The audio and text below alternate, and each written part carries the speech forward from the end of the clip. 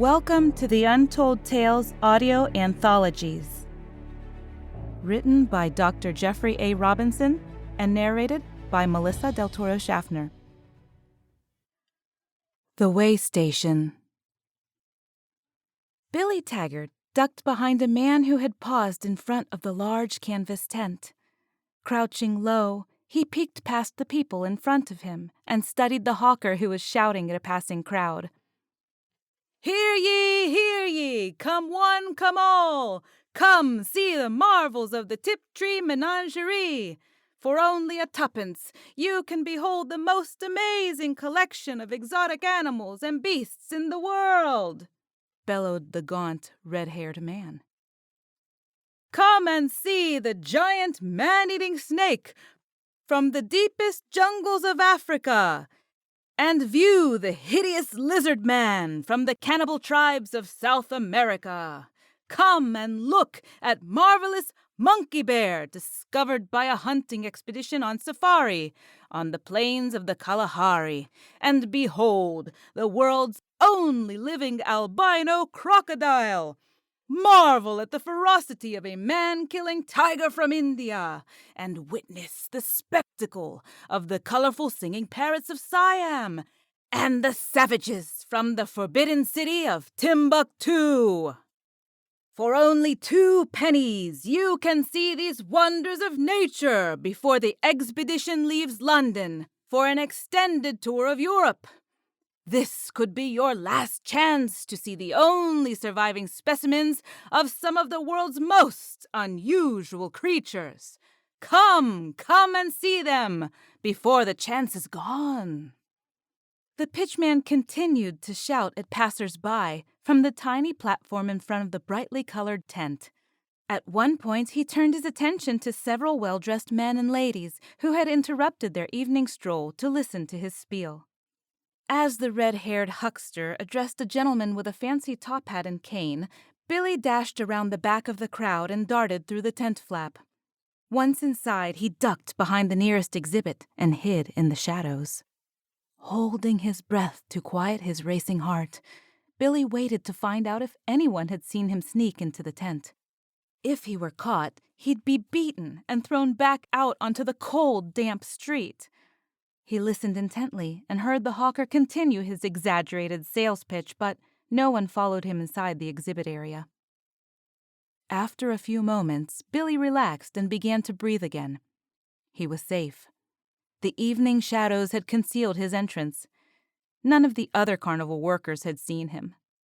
Carefully, Billy rose and peeked out across the interior of the tent. There were only about a dozen cages set up inside. 4 or 5 people slowly walked from one exhibit to the next, working their way to the exit at the other end of the tent. A young gentleman spoke softly as he provided some explanation of the menagerie to his female companion. The young lady listened attentively, as if believing the young man's stories. Several sparsely spaced lanterns barely lit the inside of the tent. Dirt and grass mixed with the little sawdust the carnies had thrown on the ground and combined with animal smells to form a thick, cloying odor. Billy almost sneezed from the smell of urine from the cage in front of him. The flickering light from the oil lamps made the creatures on display difficult to see. Looking into the nearest cage, Billy decided the inadequate lighting was intentional. A tiny crocodile huddled in the center of the cage, but Billy couldn't tell if it was asleep or dead. Pressing his face up against the bars, however, he could see the flecks of white paint already peeling off the small reptile's hide. Billy stifled a chuckle as he heard the young man across the tent say something to his lady companion about albinos being caused by excessive inbreeding in animal species. Albinos, indeed, thought Billy. These were caused by whitewash, not inbreeding. He laughed to himself, amazed at how stupid people were and the things they could believe.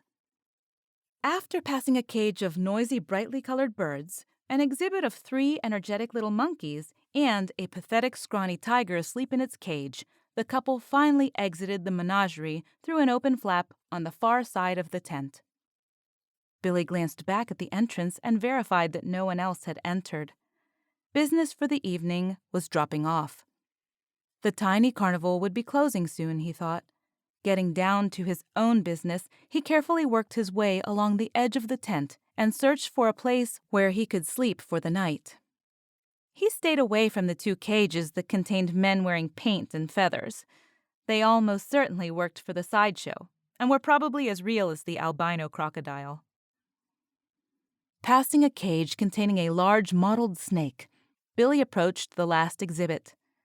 It was actually a tiny wagon that housed a strange-looking furry animal. This must be the monkey bear he'd heard about outside.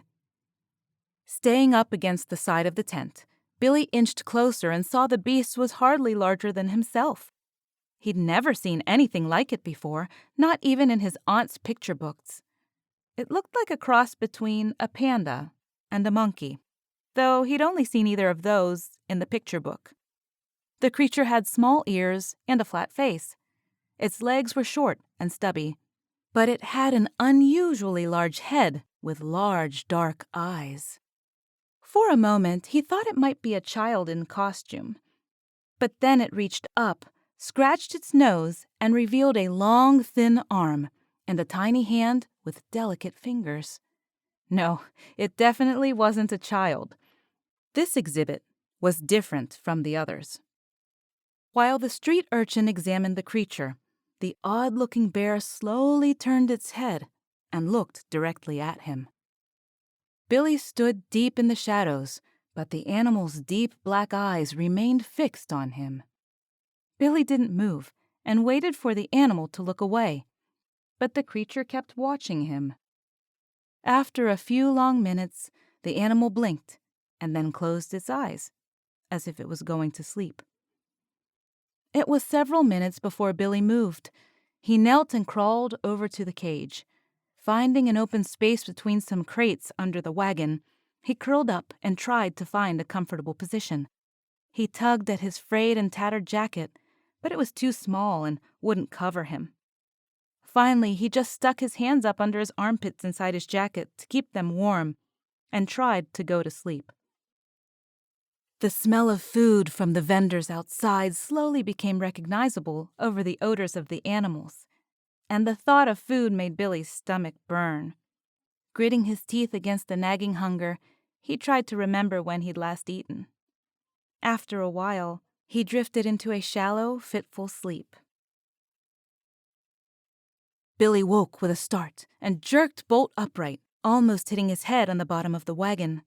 He looked around to find what had awakened him, but all he heard were the clip-clop sounds of horse hooves on the cobblestone streets outside from a nearby passing carriage. Even the birds had quieted down and were silent. He carefully crawled to the edge of the tent, lifted the canvas an inch or two, and peeked out. The street was dark and empty. The vending booths outside were bare, and all the wares were gone. The only visible lights were the stars overhead, and one of London's new gas lamps on a distant street corner. Queen Victoria was having them installed on all the main streets, but there were still very few of them around. The hawker was gone, along with his crowd of prospective customers. His little podium had been moved away from the busy sidewalk and now blocked the tent's entrance. Fog was slowly rolling in from the waterfront, and Billy decided it must be about 3 o'clock in the morning. Lowering the edge of the tent, Billy looked around the tent. The canvas flaps at the tent's 2 entrances were tied shut, and the cages with the men were empty. All of the animals were asleep. Only a single lantern had been left on. Billy's stomach grumbled, and he started to explore the interior for anywhere food might be stored. The animals and men in costume must eat something, he thought. Poking around, he found a crate near the sleeping cat's cage and opened it. Inside were small dark biscuits. He took one and sniffed it. He tasted it with the tip of his tongue, but he couldn't tell what it was. It didn't seem too offensive. His stomach growled again, and Billy decided it was better than nothing at all. He took one biscuit in each hand and raised the first one to his mouth. "No," said a firm voice behind him. Billy jumped and spun around, dropping both biscuits. He expected to find a carnival worker behind him and raised his hands to ward off the strike he knew would come. But no one was there. He slowly lowered his arms and looked around. The tent was empty. He checked and saw the tent flaps still securely tied shut. I must be imagining things, he thought. He reached down and picked up the fallen biscuits and started to take a bite. I said no, said the voice again. Billy jumped back again and clenched the biscuits in his fists. Someone's in here, he thought. Squinting, he slowly scanned the tent. When he got to the cage containing the strange-looking bear, he saw the creature staring at him. No one else was around. All the other creatures were asleep. Facing the furry beast, Billy laughed. He pointed at the creature and said, Don't tell me you said something. What I said was no, said the bear. Don't eat that food. It's drugged to keep the tiger docile. If you eat any of it, it'll knock you out. Billy's jaw dropped. He looked at the biscuits, opened his hands, and let them fall to the ground. He didn't know whether to scream or run. The strange little bear, however, simply leaned back against the rear of its cage and crossed its arms, still staring at him. Billy slowly walked toward the cage and stopped about a dozen feet from the bars. He began. Did you talk? The creature blinked and said, Yes, I did. But don't go around telling anyone. No one would believe you anyway, and you'd only get both of us in trouble. But, said Billy, you're... Only a dumb animal, said the creature. That's what everyone thinks, and it's probably the only reason I haven't been vivisected so far. Billy blinked. What? The creature sat up and leaned toward the bars. It opened its mouth to speak, but then it simply shook its head. Never mind, it said. It grasped the bars with its tiny hands and leaned towards Billy. Don't be afraid. I won't hurt you. Billy didn't move. What's your name? asked the creature. Billy. Billy Taggart, he replied. Whispering, the bear said, Say, Billy, would you like to do me a favor? If you do, I'll tell you where the real food's kept. Billy nodded mutely. Go check behind the snake cage over there, said the creature, pointing over by the entrance. There should be a toolbox near it. Go get the box and bring it here. Billy looked where the creature was pointing and slowly walked in that direction. Sure enough, there was a heavy box of tools on the ground behind the exhibit. He stooped and picked it up. He half dragged it back to the bear's cage. And when he stopped, the creature pressed itself up against the bars and gestured with one hand for Billy to come closer. It's okay, it said. I won't hurt you. I just need to get some of those tools. Billy hesitated. Really? The creature insisted. I promise I won't hurt you. I just need your help to get out of this cage. Billy pushed the toolkit closer to the creature's cage and stepped back. Billy, it said, sighing. You're going to have to help me. I can't reach the toolbox from here. Could you at least open it and hand me some of the tools? It sounded so reasonable that Billy obediently opened the box and took out a screwdriver. The creature reached through the bars and took the tool from Billy's hand. Thank you, Billy, it said. Then the bear inserted the screwdriver into the lock of the cage and began to wiggle it around. While it worked, it said, Can you see if there's a hammer, some wire, or any other small tools in there as well? Billy bent down and removed some smaller tools from the box. He straightened up and offered them to the creature. It stopped working on the lock for a second and took the other tools. Excellent, it said. These are perfect. Then it returned its attention to the lock mechanism on the cage door. Billy watched the creature silently tinker with the tools and began to wonder if he wasn't really sleeping and having a strange dream. Without looking up, the creature said, If you look over by the cage where the lizard man was earlier, you'll find a wooden box. That's where he keeps his lunch and his normal clothes. I can't promise you there'll be anything inside, but it's the best chance you've got if you're looking for food. The young boy started over toward the lizard man exhibit. Without looking up from its work, the creature said, If there's anything there you don't want, bring it over here and I'll take it. You wouldn't believe what they've been feeding me. It makes me want to gag. Billy went over and investigated the wooden box. Inside the container, under some rags, he found a cloth bag containing scraps from a previous meal. There were a few pieces of cooked meat, some stale rolls that felt more like rocks, and a large chunk of cheese. There was even a small corked ceramic jar with some kind of drink in it. He eagerly took a bite of the cheese and brought the sack back to the monkey bear's cage. He dropped the sack to the ground and then sat down beside it. He anxiously took more mouthfuls of cheese and thought, I don't care if it's a dream. It tastes wonderful.